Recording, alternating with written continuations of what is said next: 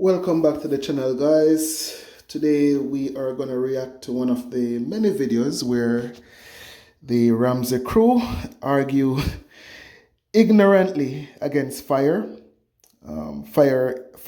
independence, retire early. Before I get into the video, for the many people who have not watched my videos, I am a simple Jamaican immigrant with a regular job here in Halifax, Nova Scotia, Canada. Plus I drive Uber on the side. I also do Uber delivery as well. I am working towards financial independence. For now, I really mostly invest in an S&P 500 ETF. The reason I post my net worth for you guys to see is I want people in real time to learn from me, good and bad. You're going to see this climb and then you're going to see it drop. Yes, the stock market is going to crash. It is inevitable. It always happens, but it has always recovered. And in the long run, it goes up. So that's why I invest in the stock market.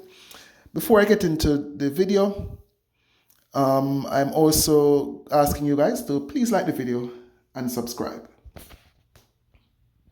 Brought to you by the EveryDollar app. Start budgeting for free today. So I currently have 3 jobs and spend more than 12 hours a day working. And I save and invest about half of my income. So I'm saving about $100,000 a year. So financially we're sound, but it comes at a cost. So I'm not spending enough time with my children, and my health is deteriorating. Well, I'm not dying, but it's impacting negatively. How much do you have in savings in your investments? Yeah, I've been doing this. I've been having 3 jobs for about 5 years now, or going into 6 years. So you put $500,000 away. Yeah, exactly. Well, yeah, exactly. So with that money, I've bought 4 homes, 1 primary residence and 3 single-family homes, and I'm renting it all out right now. Okay, and what are the 3 single-family homes worth? Roughly on average about $600K Each? and I bought it for about, yeah, correct. Okay, so the 3 rental properties are worth $1.8 million, and they're paid for. No. About like 40. I have about 40% equity on each house. Oh, so you still have debt on them. Okay. Correct. Okay, so wait a minute, $500,000. Okay. So when it comes to equity, I have about 1.3 in all those 4 houses. Gotcha. And I have about 350,000 in savings. So what's your question? And IRA combined. Yeah, so I just turned 40, and I've been happy so far, but like I just turned 40 this year, and since then I've been thinking about a lot of stuff. Like, am I doing a good thing? And initially I thought I'm doing the right thing for the family, but I'm starting to think about myself too. I think I'm just kind of going through the midlife crisis, but also, so when I think about quitting those 2 jobs, the thought of living paycheck to paycheck terrifies me. Honey, you're not living paycheck to paycheck. You're putting $100,000 away. Quitting 2 jobs is not going to make you paycheck to paycheck. You're so exaggerating that. Well, after I put all the max out on 401k and IRA, I'm not going to be saving any money at all. Oh. On a monthly basis. So back off of your investing. You only got $2 million. You're not living paycheck to paycheck. That's a bogus emotional response. Why are you afraid to just sit at home with your family, dude? Yeah. Why? Well, initially So here, Dave Ramsey, they are correct. This guy has put himself in a good position. He has options. He can, at this point, decide to not save and just allow his investments to grow. and really start enjoying his life, enjoying his paychecks. Or he can, instead of working 3 jobs, he can work 2 jobs. He has many options. My problem with Dave Ramsey here is he seems a bit impatient and not willing to truly engage with this person, help him along in the process. I'll kind of allow the video to run, and then I'll give you the remainder of my thoughts on this. Yeah, I was part of like fire movement, but I'm thinking a lot of things can happen in the future. So fire movement burned down. Did you notice? It burned to the ground. It burned around people's ears because. For anybody who does not know, FIRE means Financial Independence Retire Early. It's a movement that teaches people how to radically save and invest to buy back their time so you can retire early, or you can do what many people do when they achieve financial independence, which is to only work in jobs that you find fulfilling or you find enjoyable. You don't have to fully retire. So this gives you options. And this argument about FIRE is dead is a straw man argument. I'll tell you, they are arguing against one particular type of FIRE, which this guy, based on the amount of money, the scholar, based on the amount of money he has, he does not need lean FIRE. This guy can live with abundance at this point. Lean FIRE is where people cut back savings, cut back consumption, and save sometimes 50% or more of their paycheck. It's ultimate minimalism, where people, after they earn a certain amount of money that just covers their bare necessities, they just retire, stop working, living off necessities, and reject modern consumerism, which is admirable, but not for everybody. And this is what Dave Ramsey is trying to say is dead. When he says FIRE is dead, he really means lean FIRE is dead. But that was always going to be very niche. Only a very small part of the population was going to want to live like that. However, FIRE is a lot more versatile and dynamic than that. We'll talk about it more after we hear a bit more about what Dave has to say here. Because they were trying to do something that wasn't sustainable. What you're doing is not sustainable. What you're doing is not sustainable. You didn't build a life, you built a financial portfolio. And now your brain is waking up and saying, go build a life. And we're saying, yes, go build a life. Here's what I promise you, dude. I agree with your brain. When you're 50, you can hand the kids a key to a rental house.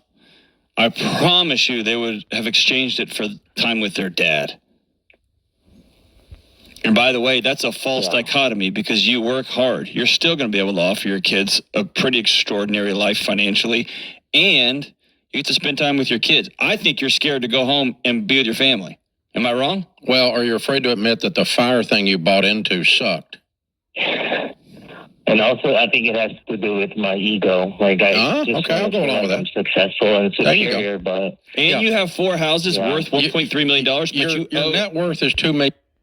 Yeah, so to summarize, this guy has $1.3 million of equity in his house, plus he says he has over $300,000 in other investments. So if we're just going by that, he has a net worth of $1.6 million. If he just allows that to grow, he is going to end up with a lot of money. He doesn't need to save another dollar. If he just works, enjoys his paycheck, he will be fine. This caller would be better served reaching out to people who understand FIRE, like the Bigger Pockets Money podcast. Those guys really understand his situation, and those guys are better at understanding real estate as well. I'm not really an expert in real estate, but people on Bigger Pockets Money podcast really understand that, and that is this guy's situation. Now, Dave Ramsey seemed annoyed from the beginning and really unwilling to engage with this guy in good faith.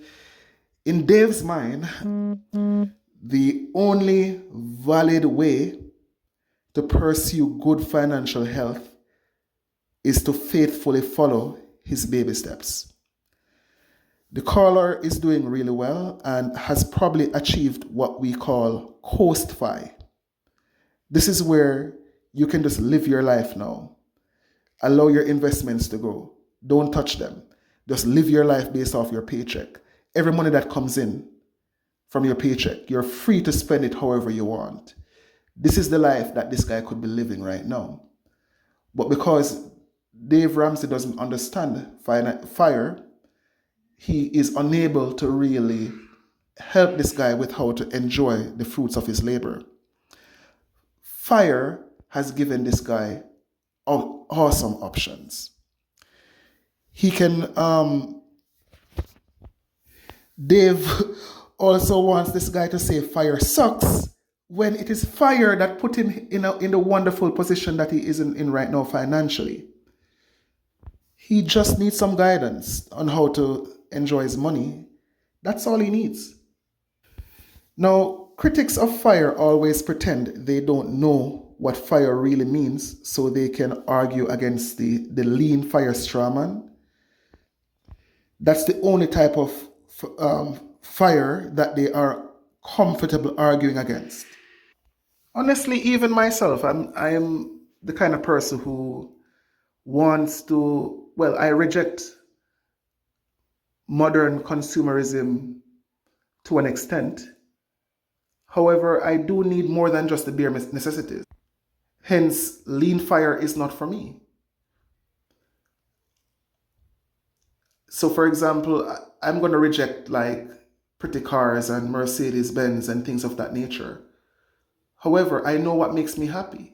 I want to be able to travel, see the world. And when I go see the world, I want to be able to dine without having to watch the money. However, lean fire does have some merit because at the end of the day, these people may not be living lavishly, but they do have their time. And having time is wonderful. And the truth is, most people who follow fire these days are not looking to be total minimalists. There are many types of fire. There is even one type called fat fire, which is the opposite of lean fire. I will talk more about the different types of fire on future videos. The main thing the different types of fire have in common is that it's a movement that asks people to really think about how to optimize your life for happiness instead of continuing to the mindless running on the hedonic treadmill. Stop that and really start thinking about what makes you happy in this world. It does not tell people to stop spending money. It asks you to use money to buy true happiness. Time is the most important thing that money can buy. And this movement is showing a lot of people how to get there. And it's a perfect thing for most people to consider, but especially immigrants like myself. An immigrant can take the money they made in the US or Canada and go back to countries with significantly lower cost of living. For example, most things in Jamaica are going to be similarly priced to what we have here, or sometimes even more expensive. But the biggest cost that we have here in Canada is housing costs. And in Jamaica, my housing costs will be almost nothing because myself and my wife, we already have a house in Jamaica.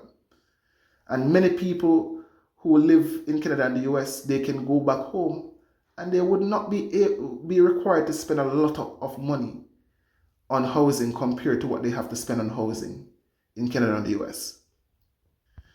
I do plan to live. So the point is, if you're an immigrant, the target for your financial independence number can be significantly lower.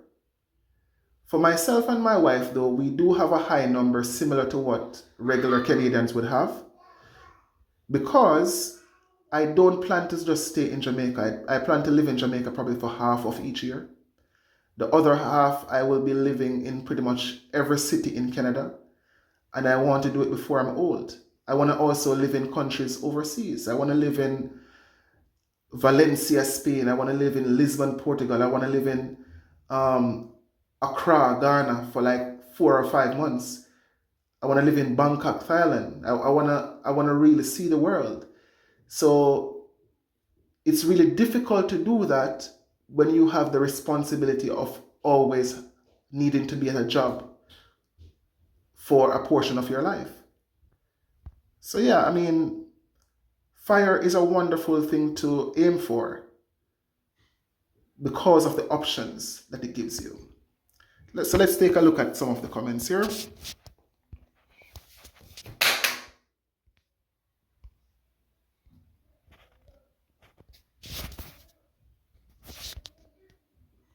Okay, so this person with the most upvoted comment sees the point. The point of pursuing FIRE is to avoid being a slave to your job. This guy is a slave to his jobs. He's not pursuing FIRE in the way most people pursue FIRE. And that's a wonderful point. This guy does not understand how to use his money. He has the making money part, the investing part down, but he is not really focused on a target that will get him the kind of happiness that he should be aiming for. So he's optimizing for making money, but not optimizing for happiness. And that's not the fault of FIRE. That's really his fault.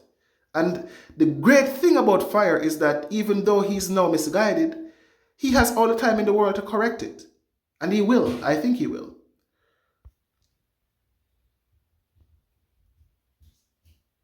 Yeah. So here's another person who kind of understands FIRE. At 63, I retired to have a part-time job that I love. And I feel productive. It is not stressful like my full-time job was. And for sure, I have more free time to hang out with my retired friends. So that's what FIRE is all about. It's not about hard work just for the sake of it. It's about achieving freedom.